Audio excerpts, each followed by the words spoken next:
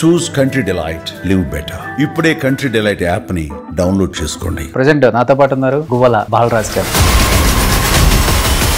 ఎలా ఉంది కొత్త కండవ, కొత్త పార్టీ, కొత్త క్యాడర్? ఉత్సాహాన్ని ఇచ్చిందా? ఉత్సాహం కంటే ప్రేరణనిచ్చింది ఈ అజెండా. 10 సంవత్సరాలు అనిపించలేదా మీకు? మీరు చెప్పే ఈ మాటలన్నీ 10 సంవత్సరాలు గుర్తురాలేదా? అలాంటి అస్థిరపరిచిన పార్టీలోకి ఇప్పుడు మీరు జాయిన్ అయ్యారు మళ్ళీ. మరి అదే పార్టీకి సంబంధించిన బండి సంజయ్ గారిని ఏమన్నారు మీరు? బండి సంజయ్ గారిని కార్పొరేటర్కి ఎక్కువ, ఎంపీకి తక్కువ అని మాట్లాడారు కదా.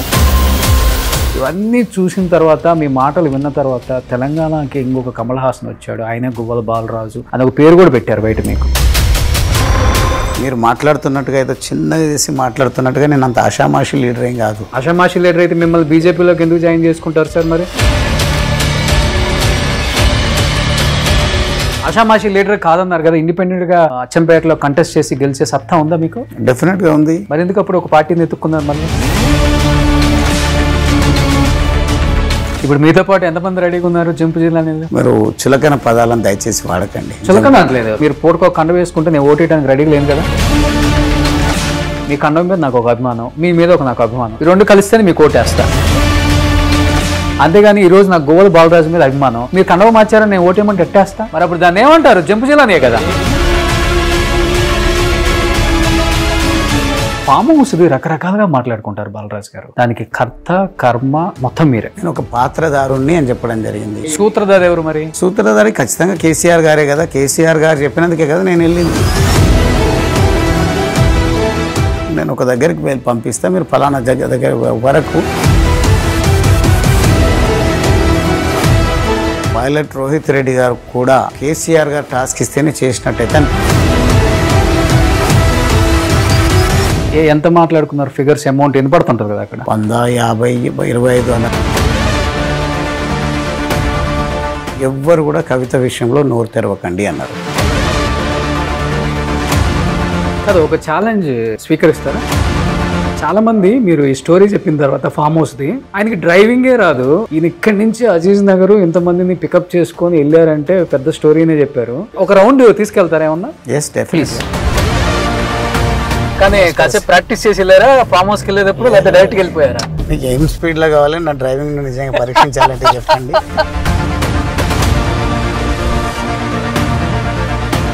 ఏ ఫామ్ హౌస్కి అయితే వెళ్ళాం కదా ఇక్కడ. మీరు ఎక్కడంటే అక్కడ. Hi hello, welcome to Suman TV. So present నాతో పాటు ఉన్నారు గువ్వల బాలరాజ్ గారు. నమస్తే బాలరాజ్ గారు. నమస్తే రోషన్ గారు, బాగున్నారా? బాగున్నాను. మంచిగా తమిళ్ హీరో విషయాల్లాగా ఉంటారు, కొంచెం హైట్ ఉంటే మాట.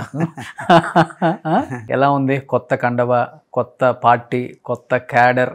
ఉత్సాహాన్ని ఇచ్చిందా? లేదా పార్టీలో జాయిన్ అయినప్పుడు కండ వేసుకున్నప్పుడు ఉన్న ఆ చిరునవ్వు ఇప్పుడు కొంచెం తక్కువైనట్టుగా అనిపిస్తుంది బయట? ఉత్సాహం కంటే ప్రేరణనిచ్చింది ఈ అజెండా. మరి ముఖ్యంగా ఎందుకోసం అంటే, మొదట ఒక 1 వీక్ క్రితం, అంటే నేను రిజైన్ చేసిన తర్వాత మా వాళ్ళను, మా క్యాడర్, మా నాయకులు, కార్యకర్తలను కలిసినప్పుడు నేను అనుకున్న నా నిర్ణయాన్ని తప్పుబట్టే వాళ్ళు ఎక్కువ ఉంటారని. కానీ నిర్ణయాన్ని పక్కన పెడితే నన్ను అదే పార్టీలో ఉండిపోమ్మని కోరడం జరిగింది. కారణం ఏంటంటే, ఒక్కొక్క ఇటుక పేర్చుకుంటూ నిర్మించినటువంటి వ్యవస్థ బీఆర్ఎస్ పార్టీ అచ్చంపేట నియోజకవర్గంలో. కాబట్టి ప్రతి ఒక్కరు కూడా ఇప్పుడు మీరు ఎంత శ్రమ పడ్డరు, తర్వాత మాకు ఒక అవకాశం కూడా ఉంది స్థానిక సంస్థల ఎన్నికల్లో గెలుపొందడానికి అని. నేను వారిని నచ్చజెప్పడానికి కొంత ఇబ్బంది పడ్డప్పటికీ నా అభిప్రాయాన్ని వారితో పంచుకున్న తర్వాత, ఎట్లయితే తెలంగాణ రాష్ట్ర సాధన ఉద్యమంలో తెలంగాణ రాష్ట్రం వస్తే చాలు సకల సమస్యలకు పరిష్కారం దొరుకుతుంది, సర్వరోగని వారిని జిందా తిలిస్మాత్ అని మనం విస్తృతంగా ప్రజలకు తెలంగాణ ఆవశ్యకత గురించి విడమర్చి చెప్పినప్పుడు, ఎట్లయితే ప్రజలు ఏకీభవించి పదవులు, ప్రాణాలను సైతం లెక్క చేయకుండా ప్రజల ఆకాంక్షను నెరవేర్చడం కోసం కదిలి వచ్చారు.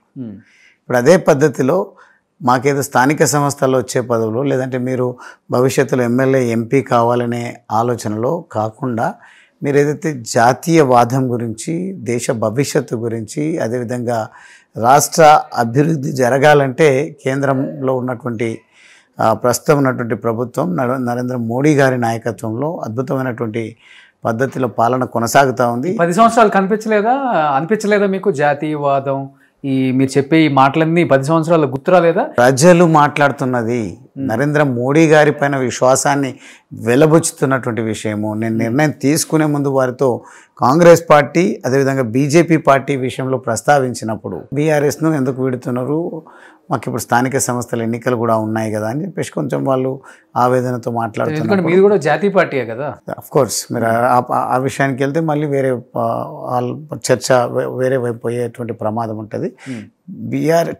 బీఆర్ఎస్గా ఆవిర్భవించడంతోనే ప్రజల లోపల సొంతం చేసుకున్నటువంటి ఇంటి పార్టీగా భావనలో ఉన్నటువంటి ప్రజలు ఇక కేసీఆర్ గారి ఆలోచనలు మారుతూ ఉన్నాయి, ధోరణి మారుతూ ఉంది అని అనుకున్నారో ఏందో తెలియదు. కానీ నాకైతే ఇష్టం ఉన్నది టీఆర్ఎస్ పార్టీ బీఆర్ఎస్గా ఆవిర్భవించడం అనేది చాలా అవసరంగా నేను భావించాను. ఎందుకంటే any state or anywhere ఎట్లయినా కానీ ఒక ఉన్నత స్థితి కంటే అడుగులు ముందుకు వెళ్ళాల్సినటువంటి అవసరం ఉంటుంది, ఇంకా గొప్పగా పురోగతి సాధించాల్సినటువంటి అవసరం ఉంటుంది.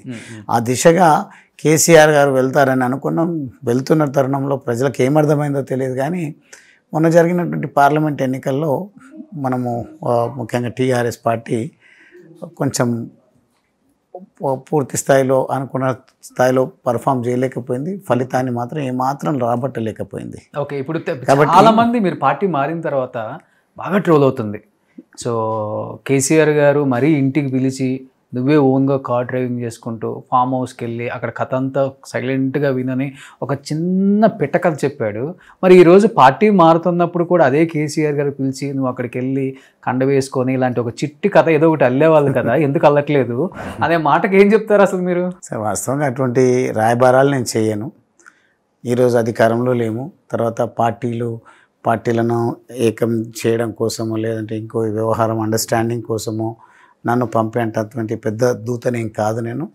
కానీ ఒక టాస్క్ మాత్రం ప్రభుత్వాన్ని అస్థిరపరుస్తున్నటువంటి సందర్భంలో మీ పాత్ర యువత పాత్ర పోషించాలి, తెలంగాణ రాష్ట్రాన్ని తెలంగాణ ప్రభుత్వాన్ని కాపాడాల్సినటువంటి బాధ్యత ఉంటుందని చెప్పినందుకు ఒక సైనికుడిగా కేసీఆర్ గారి పట్ల గౌరవాన్ని చూపి వెళ్ళడం జరిగింది. వెళ్ళి నాకు చెప్పిన టాస్క్ని పూర్తి చేసుకొని రావడం జరిగింది. అలాంటి అస్థిరపరిచిన పార్టీలోకి ఇప్పుడు మీరు జాయిన్ అయ్యారు మళ్ళీ. మరి నేను ఆ పార్టీ అస్థిరపరిచింది అనట్లేదు. అదే పార్టీకి సంబంధించిన రోషన్ గారు బండి సంజయ్ గారిని ఏమన్నారు మీరు?